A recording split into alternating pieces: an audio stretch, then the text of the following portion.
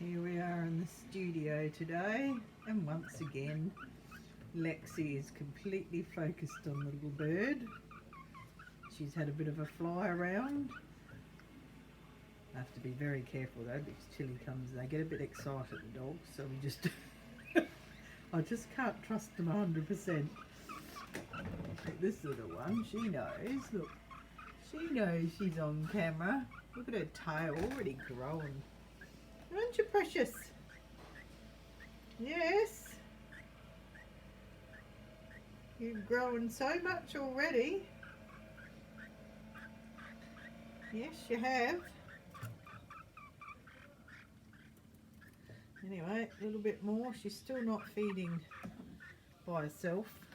Pecking at little things, but not really getting anything substantial.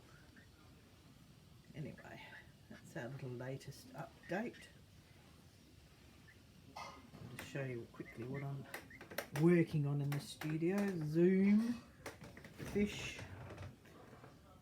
So we're updating and making them a bit more colourful.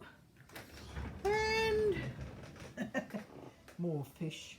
That's what I'm on at the moment. There you go. The whole studio is a bit of a mess, as you can see. But anyway, life is good.